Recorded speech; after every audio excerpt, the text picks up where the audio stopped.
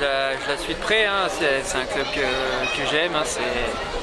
C'est une famille, c'est des gens qui se retrouvent vraiment orphelins du hockey, donc j'ai vraiment envie que le hockey redescende très rapidement et surtout continue pour le mineur. Ça m'intéressait de voir un peu ce qui s'y disait à cette réunion. J'observe un petit peu d'un œil extérieur et puis voilà, je regarde, j'espère vraiment que ça va prendre le bon chemin. Je suis incapable de dire si c'est ce qui va se passer et la bonne décision, mais en tout cas j'observe voilà, de mon œil extérieur. J'ai vraiment envie que le hockey perdure ici. C'est une ville qui doit très très vite retrouver du hockey à haut niveau.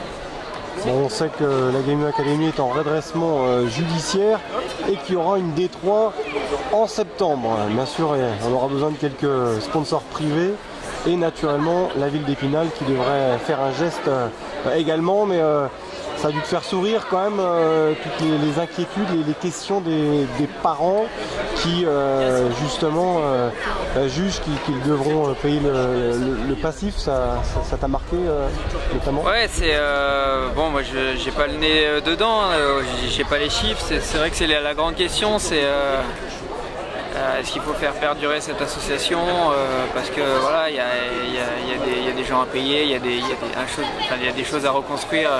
Il y a quand même une bonne base, ou est-ce qu'il faut repartir sur un nouveau projet? Je pense que c'était important de voir un peu ce qui s'en dit. Bon, il y a plusieurs avis. On va juste souhaiter pour le mineur, en tout cas pour les enfants, que le hockey continue. Puis après, de toute façon, le public est là. Je sais qu'il y a du partenariat. J'espère vraiment que ça va reprendre le hockey ici le plus vite possible. Et puis voilà, moi je surveille ça de mon petit œil extérieur.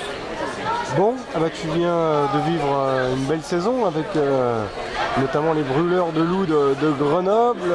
Quel bilan tu tires un peu de cette saison?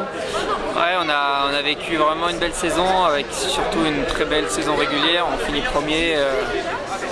Vraiment, on était satisfait de la saison. Après, on est allé jusqu'en finale. Bon, notre objectif, c'était de gagner, hein.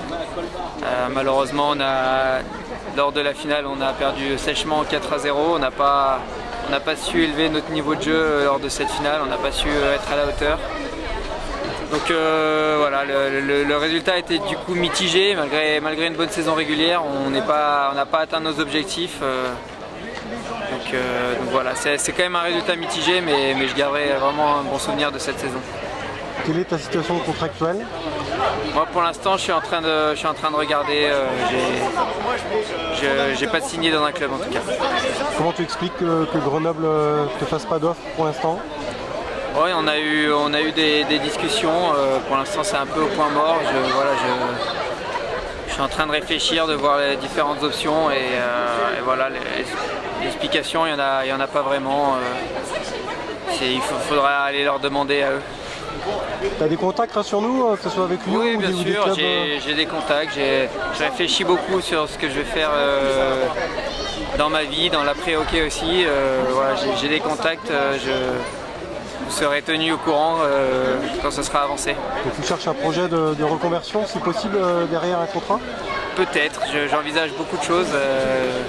Voilà, je suis en pleine réflexion, voilà, savoir ce qu'on va faire avec ma femme aussi. Donc, on va réfléchir à tout ça et on prendra la meilleure décision. Projet Magnus ou D1?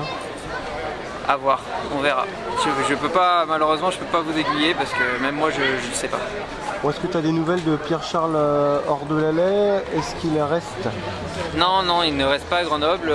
Il est un peu dans la même situation que moi. Il étudie différentes possibilités. Et voilà, il est très heureux, il vient de se marier.